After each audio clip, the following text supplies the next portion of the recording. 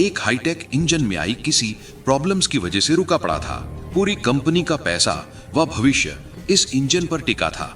देश विदेश से बड़े बड़े इंजीनियर इस इंजन पर अपना तजुर्बा आजमा चुके थे, पर कोई भी कोर प्रॉब्लम को समझ नहीं पा रहा था। तभी इस कंपनी का एक युवा सफाई कर्मचारी इंजन को ठीक करने का आत्मविश्वास दिखाता है। हर किसी की नजरें इस युवा पर टिक जाती है। वहां खड़े तमाम बड़े इंजीनियर इसकी बेइज्जती करने लगते हैं, खूब मजाक उड़ाया जाता है। लेकिन उसके बाद इस कर्मचारी ने जो किया, उसने हर किसी की बोलती बंद कर दी। आखिर इस सफाई कर्मचारी की असलियत क्या थी? किस मजबूरी ने इसे सफाई कर्मचारी बना दिया था?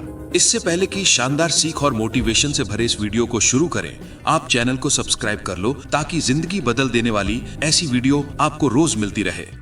कहानी की शुरुआत होती है बैंगलोर के रिंग रोड के नजदीक स्थित ये विशालकाय लग्जरी बिल्डिंग से, जो कि टेक जोन ऑटोमोबाइल कंपनी की है। ये इनका मेन हेडक्वार्टर है। न सिर्फ इस बिल्डिंग की भव्यता, बल्कि इस कंपनी की टेक्नोलॉजी एंड सर्विसेज के चर्चों के चलते ये कंपनी आकर्षण का केंद्र बनी रहती है। देश भर के लाखों लोगों का सपना होता है कि उसे भी इस कंपनी में कोई अच्छी जॉब मिल जाए। ये कंपनी वर्तमान और भविष्य को ध्यान में रखकर टेक्नोलॉजी को विकसित करती है, जैसे हाई टेक ट्रांसपोर्ट ट्रक के इंजन, बस के इंजन, शिप इक्विपमेंट्स और कुछ ऐसी मशीनरीज तैयार करते हैं जो डिफेंस सिस्टम के लिहाज से बेहद सुरक्षित व सुविधाजनक होते हैं। हालांकि कंपनी के अंदर का माहौल कुछ अच्छा नहीं था। कंपनी की सीईओ थी प्रिया शर्मा, जिनकी उम्र लगभग 35 साल थी। उनका तरीका एकदम सख्त था। बात करने के तरीके में तंज और तिरस्कार की भावना छुपी रहती थी। यह आउटफिट से हमेशा वेल ड्रेस्ड रहती थी। बाहर के लोग उन्हें बहुत समझदार कहते थे, लेकिन उनके ऑफिस के लोग उनके बारे में अलग ही बातें करते थे। इस कंपनी का सबसे कीमती प्रोजेक्ट, उनका बहुत ही नया गाइडेड इंजन पिछले 6 हफ्तों से खराब पड़ा था, और ये इंजन उनका सबसे जरूरी हिस्सा था। 3 साल की मेहनत और करीब 200 करोड़ रुपए की लागत से तैयार हुआ था ये प्रोजेक्ट। लेकिन 70 करोड़ का ये इंजन हमेशा 14 मिनट और 36 सेकंड चलता और फिर बहुत गर्म होकर बंद हो जाता था। हर बार एक ही गलती दिखती थी, हार्मोनिक डिसरप्शन डिटेक्टेड। एक बड़ी एलईडी स्क्रीन से कनेक्ट ये engine red error symbol show कर रहा था। ये इंजन एआई मॉडल पर आधारित था। इस इंजन को एक ऐसे ट्रांसपोर्ट ट्रक के लिए डिजाइन किया गया था जो बिना ड्राइवर के ही माल को बेहद सुरक्षित रूप से एक जगह से दूसरी जगह तक पहुंचाने में सक्षम होने वाला था। ये पूरा 200 करोड़ रुपए का प्रोजेक्ट था, लेकिन सारा काम इस इंजन की टेस्टिंग पर रुका पड़ा था। 3 अलग अलग टीम्स के बड़े बड़े इंजीनियर आकर हार मान चुके थे। ये इंजीनियर हार्वर्ड व स्टैनफोर्ड जैसी विश्वास लेवल यूनिवर्सिटी से पढ़े हुए थे। इंजन के डिजाइन पर बहुत नॉलेज थी इनके पास, लेकिन उनका ज्ञान भी इस इंजन के सामने कुछ काम नहीं आ रहा था। बड़ी बड़ी डिग्री वाले इस इंजन के सामने फेल हो रहे थे। वो भी असल प्रॉब्लम को समझ नहीं पा रहे थे। इधर प्रिया शर्मा की टेंशन हर दिन बढ़ती जा रही थी। अगर ये इंजन जल्दी ही ठीक ना हुआ तो कंपनी को 500 करोड़ रुपए का नुकसान हो सकता था और उनका मार्केट में दबदबा खत्म हो जाता। ये काफी बड़ा प्रोजेक्ट था जिससे कंपनी का भविष्य निर्धारित होने वाला था। इसी कंपनी में दीपक मौर्य नाम का एक सफाई कर्मचारी था, जो कि पिछले 4 सालों से इस कंपनी में कई उतार चढ़ाव देख चुका था। ये काम तो सफाई का करता था, पर इसकी नजरें, इसका दिमाग यहाँ की टेक्नोलॉजी को निहारती रहती थीं। दिमाग से इतना तेज कि जिस भी काम को ध्यान से देखता ये उसे सीख लेता था। ऑफिस के सफेद फर्श से लेकर कॉन्फ्रेंस रूम के अंदर रखे हुए कांच के बर्तन तक दीपक मौर्य हर जगह जाता था। कहने को तो ये कंपनी में हर जगह दिखता था, पर फिर भी ये हर एम्प्लॉय के नजरों से ओझल ही रहता, यानी कोई भी इस पर ध्यान नहीं देता। ये जब भी कोई टेक्निकल नॉलेज बताता तो एम्प्लॉय उसका मजाक उड़ाने लगते, उसे डांटकर भगा देते। कोई भी उसे सीरियस नहीं लेता। दीपक के पास एक छोटे कॉलेज से इंजीनियरिंग की डिग्री थी। उसने ये डिग्री बड़े सपनों के साथ ली थी, लेकिन जिंदगी में हालात कुछ ऐसे बन गए जिसने उसे एक सफाई कर्मचारी बना दिया।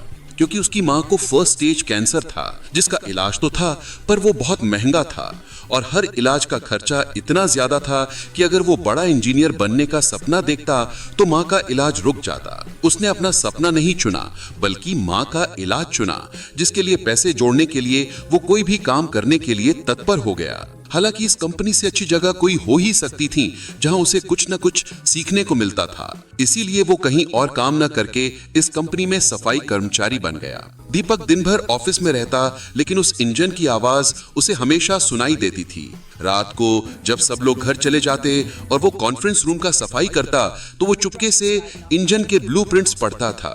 उस इंजन का दिमाग सफाई में नहीं, उसके डिजाइन में लगा रहता था। उसने देखा कि इंजन जर्मनी में छोटे यूनिट में बना था, लेकिन उसका एआई सॉफ्टवेयर अमेरिका के बड़े यूनिट्स में सेट किया गया था। एक छोटा सा यूनिट बदलने का फर्क एक बड़ी गलती पैदा कर रहा था। दीपक का जीवन बड़ा संघर्ष भरा रहा। 9 साल की उम्र में दीपक के पिता चल बसे। तब से माँ और दादाजी की देखरेख में ही दीपक पला बढ़ा। दीपक की पढ़ाई लिखाई से लेकर घर के तमाम खर्चों को दादाजी ही पूरा करते। दादाजी का एक पुराना गैराज था।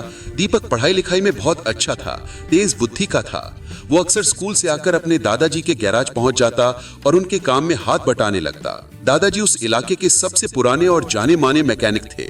उनका तजुर्बा, उनका हुनर काबिले तारीफ था। वो इंजन की आवाज सुनकर ही बता देते कि दिक्कत क्या है। वहीं दीपक भी कुछ कम नहीं था। दादाजी जैसा हुनर तो मानो उसे विरासत में मिल गया हो। दादाजी जब भी किसी गाड़ी को ठीक कर रहे होते तो वो बड़े ध्यान से देखता, वो चीज को बारीकी से समझता। दादाजी भी उसे छोटी बड़ी बारीकियां बताने लगे। दीपक की उम्र भले कम थी, पर उसकी लगन और उसका इस काम में प्यार व समर्पण देखकर दादाजी दीपक को भी मैकेनिक के काम की बारीकियां बताने लगे।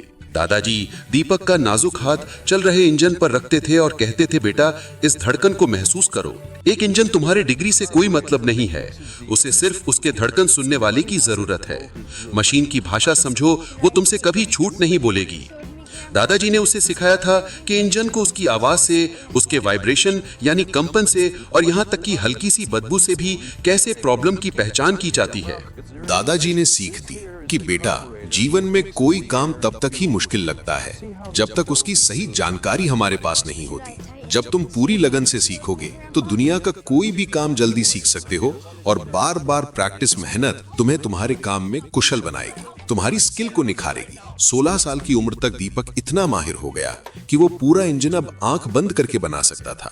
लेकिन फिर हालात बदल गए। दादाजी एक दिन चल बसे। उनके अंतिम संस्कार में शहर भर के मैकेनिक और इंजीनियर आए थे, लेकिन दीपक मन में वो ज्ञान और हुनर आज भी था। उसके अंदर चीजों को जानने समझने की प्रबल इच्छा उसे इस कंपनी में ले आई थी। गुरुवार का दिन था। कंपनी की किस्मत आज तय होने वाली थी। जर्मनी से बड़े इन्वेस्टर मिस्टर स्मिथ और उनकी टीम वहां मौजूद थी। उनके पास करीब 800 करोड़ रुपए की फंडिंग थी। डॉक्टर लेखा, जो एक बहुत बड़ी इंजीनियर थी, वो भी उनके साथ थी। उनकी तेज नजर से कोई गलती छुप नहीं सकती थी। एक बड़े हॉल के अंदर प्रिया शर्मा की मौजूदगी में उस नए इंजन का आखिरी टेस्ट चल रहा था, जिसपे बहुत बड़ी डील टिकी हुई थी। लेकिन इंजन कुछ समय चलते ही बंद हो जाता। इंजन से निकलता धुआं सबकी चिंता का बादल बन गया। प्रिया शर्मा ने तुरंत एक इमरजेंसी मीटिंग बुलाई। हॉल में 200 एम्प्लॉइज जमा हो गए। प्रिया ने घबराहट वाली आवाज में कहा, इंजन काम नहीं कर रहा है, अब हम खर्चे कम करेंगे। वो लोग जिनकी जरूरत नहीं है उन्हें तुरंत कंपनी से निष्कासित कर दिया जाएगा। दूर खड़ा दीपक बहुत देर से ये सब देख रहा था। दीपक हिम्मत बांधते हुए उन लोगों के करीब आकर कुछ ऐसा बोल दिया कि वहां मौजूद सबकी नजर दीपक पर टिक गई। दीपक अपना एक हाथ उठाते हुए बोला, मैम, मुझे लगता है कि गलती सॉफ्टवेयर में नहीं बल्कि इंजन के कंपन यानी हार्मोनिक फ्रीक्वेंसी सेट करने में है। 200 लोगों के चेहरे एक साथ दीपक की तरफ मुड़ गए। मिस्टर स्मिथ और डॉक्टर लेखा भी हैरानी से आगे झुक गए। प्रिया शर्मा का गुस्सा आसमान छू रहा था। वो सबके सामने दीपक को जलील करने के लिए तंज कसते हुए बोली, ओए देखो, हमारे सफाई कर्मचारी को इंजीनियरिंग का ज्ञान हो गया। जिस मशीन को इतने बड़े इंजीनियर ठीक नहीं कर पाए वो तुम ठीक करोगे। वहां मौजूद कुछ एम्प्लॉय दीपक को तिरस्कार की नजर से देख रहे थे, तो कुछ हैरान भी थे कि इसे इतना सब कैसे पता। प्रिया शर्मा फिर से तिल मिलाते हुए बोली, अबे घोंचू, तुम्हें पता भी है ये इंजन कितने जाए? ये कोई आम गाड़ी या गैरेज में खराब पड़ा साधारण इंजन नहीं जिसे तुम ठीक कर दोगे। कोई जानकारी है तुम्हें इसके बारे में जो उठाए मुंह बोल दिया कुछ भी? दीपक एक बार फिर आत्मविश्वास के साथ बोला, अरे मैम, मुझे एक चांस तो दीजिए, मैं इंजन की कोर प्रॉब्लम को समझ रहा हूँ। दीपक रिक्वेस्ट करता ही जा रहा था। वहां मौजूद डॉक्टर लेखा ने दीपक के चेहरे पे एक आत्मविश्वास देखा। उन्हें लगा कि शायद ये कुछ कर सकता है, इसे एक मौका मिलना चाहिए। डॉक्टर लेखा टोकते हुए स्वर में, रुकिए मिस प्रिया जी, हमें लगता है इस व्यक्ति को एक मौका देना चाहिए। हो सकता है कोई बात बन जाए, और वैसे भी हमारे पास दूसरी कोई ऑप्शन नहीं। एक से बढ़कर एक इंजीनियर अपनी कोशिश कर चुके हैं, पर किसी भी इसकी प्रॉब्लम पकड़ में नहीं आई, तो एक बार इसका भी देख लेते हैं। तभी भीड़ से भी आवाज आई, हाँ, एक मौका दिया जाए। प्रिया शर्मा एक शर्त रखते हुए बोली, ठीक है दीपक, ये तुम्हारा चैलेंज है। तुम्हारे पास ठीक 2 घंटे हैं। इस 200 करोड़ के इंजन को सबके सामने ठीक कर दो। अगर तुम कामयाब हुए तो तुम्हें तुरंत सीनियर इंजीनियर बना दिया जाएगा, और अगर तुम फेल हो गए तो सिर्फ नौकरी नहीं जाएगी, तुम्हें हमेशा के लिए इस बिल्डिंग से बाहर कर दिया जाएगा। और मैं खुद तुम्हारे बारे में सबको बताऊंगी कि तुम कितने बड़े नाकामयाब आदमी हो। प्रिया मनी मन सोच रही थी कि ये सफाई कर्मी क्या ही जानता होगा, उल्टा और खराब कर देगा। चलो अच्छा है, अगर इंजन में कोई खराबी आई तो मैं सारा इल्जाम उन तमाम लोगों पर लगाऊंगी जो भी इसे बढ़ावा दे रहे हैं, इसका सपोर्ट कर रहे हैं। दीपक के चेहरे पे कोई डर नहीं था। प्रिया इस सफाई कर्मी से चिड़ी हुई थी और प्रिया को दुनिया के सामने इसका मजाक बनाने का एक मौका मिल गया। प्रिया ने तुरंत अपनी टीम को बोला, इस पूरे चैलेंज को सोशल मीडिया पर लाइव दिखाया जाए। वो चाहती थी कि पूरी दुनिया देखे कि जब एक गरीब आदमी अपनी छोटी औकात से बड़ी चीज को छूने की कोशिश करता है तो क्या होता है। दीपक के दिमाग में सिर्फ दादाजी की आवाज गूंज रही थी। दीपक इंजन को शुरू करने को कहता है, इंजन शुरू किया जाता है। दीपक शांत खड़ा होकर बड़े ध्यान से इंजन की आवाज को सुन रहा था। हर किसी की नजरें जिज्ञासा पूर्वक दीपक को निहार रही थी कि आखिर ये क्या करेगा। डॉक्टर लेखा दीपक के पास आई। उन्होंने धीरे से पूछा, जवान आदमी, क्या तुम सच में ये करना चाहते हो? तुम्हारा पूरा फ्यूचर दांव पर है। दीपक ने उन्हें देखकर जवाब दिया, मैम, मैं अपनी पूरी जिंदगी इंजन की आवाज को सुनता और महसूस करता आया हूँ। ये इंजन हमें बता रहा है कि इसको क्या मुश्किल है। हम ही सही से सुन नहीं पा रहे हैं। डॉक्टर लेखा ने सर हिलाया। उनके चेहरे पर अब एक शांति थी। ऐसा लगा कि शायद बात बन सकती है। ये वो कर सकता है जो कोई नहीं कर पाया। दीपक इंजन की तरफ बढ़ा। उसने अपने हाथ उसके लोहे की बॉडी पर रखे। उसने आंखें बंद कर लीं। पहले 30 सेकंड सबको लगा कि वो नाटक कर रहा है। कुछ इंजीनियर्स हंस भी रहे थे, लेकिन डॉक्टर लेखा ने देखा कि दीपक के चेहरे के रंग बदल रहे हैं। वो इंजन की धड़कन सुन रहा था। ये खुद से ही लड़ रहा है। तभी दीपक गंभीर स्वर में बोला, एआई सिस्टम ठीक है, लेकिन वो ऐसी मैकेनिकल प्रॉब्लम्स को ठीक करने की कोशिश कर रहा है जो है ही नहीं। उसने मिस्टर स्मिथ की ओर देखते हुए जिज्ञासा भरे स्वर में पूछा, सर, ये इंजन जर्मनी में छोटे यूनिट्स पर बना था क्या? मिस्टर शुमिट ने चुपचाप सर हिलाया और धीमे स्वर में कहा, हाँ, लेकिन एआई को अमेरिका में सेट किया गया है। इस पर दीपक तुरंत बोला, वही तो पहला प्रॉब्लम है। जर्मनी और अमेरिका के यूनिट्स में बहुत छोटा फर्क है। एआई सॉफ्टवेयर एक अलग धड़कन की उम्मीद कर रहा है, लेकिन इंजन के पार्ट्स उसकी बात नहीं मान पा रहे हैं। यह ऐसा है जैसे एक गाना हो जहां हर स्वर थोड़ा सा अलग धुन पर निकल रहा हो। इंजन पुनः बंद हो गया। दीपक ने बोला, इंजन को दोबारा शुरू करो और इस बार स्पीड को धीरे धीरे बढ़ाना। इंजन की हर बढ़ती स्पीड और आवाज से दीपक मौर्य प्रॉब्लम को और बारीकी से समझ चुके थे। दीपक ऊंचे स्वर में बोला, 2800 आरपीएम पर सुनिए, वहां कंपन में गलती है। इंजन के पार्ट्स ठीक हैं, लेकिन एआई सेंसर्स गलत कंपन रीड कर रहे हैं। आपके इंजीनियर्स कंप्यूटर की गलती ढूंढ रहे थे, जबकि प्रॉब्लम इंजन की धुन की है। इतना कहते हुए दीपक टेबल की ओर बढ़ा जिस पर इंजन डिजाइन के हर पार्ट्स को कैसे सेट किया गया है, इनसे संबंधित पेपर्स पड़े हुए थे। दीपक पहले भी इन पेपर्स को देख चुका था, पर अब वो प्रॉब्लम को समझने और समझाने के नजरिए से उन पेपर्स का गौर से निरीक्षण करने लगा। दीपक को फॉल्ट समझ आ चुका था।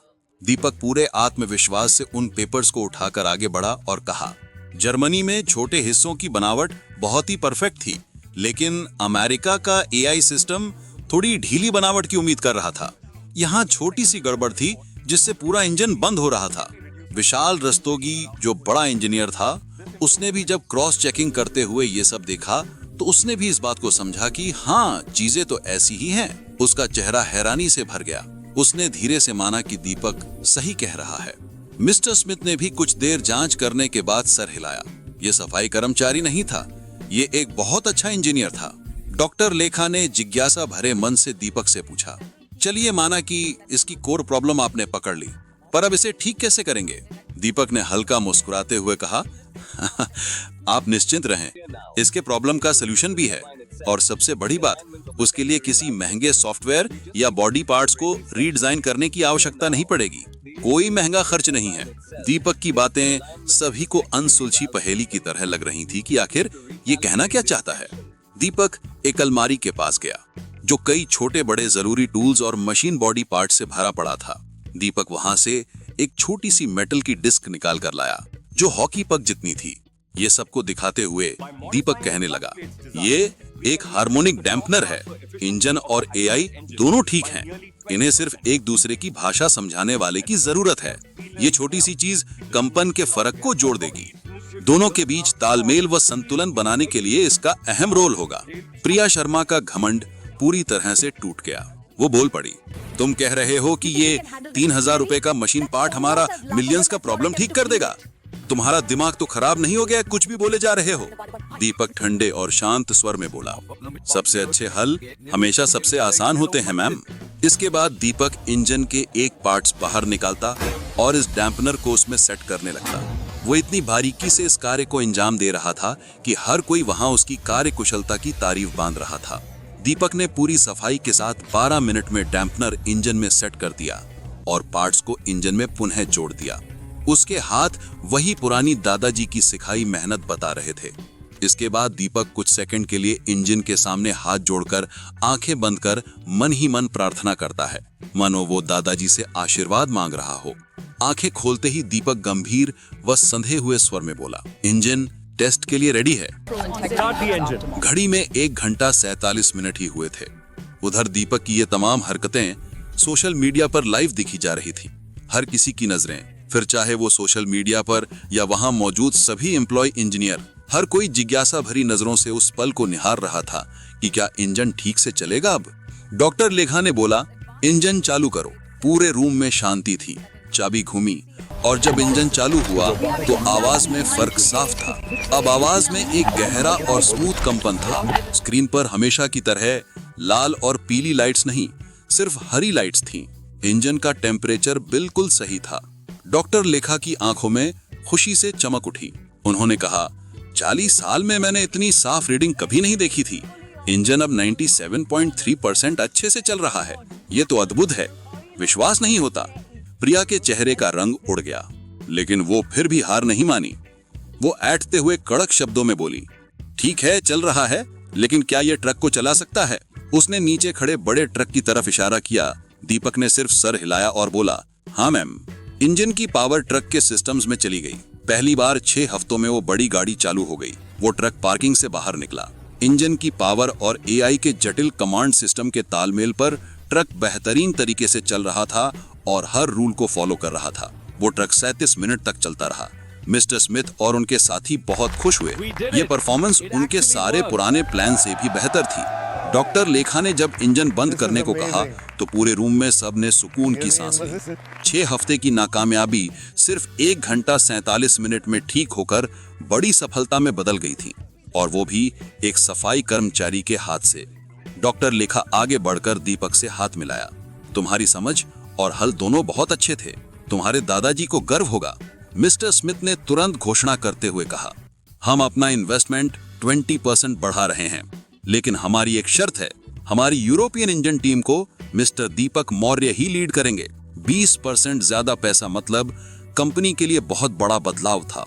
डॉक्टर लेखा ने बिना देर किए दीपक को तुरंत डायग्नोस्टिक्स इंजीनियर बना दिया।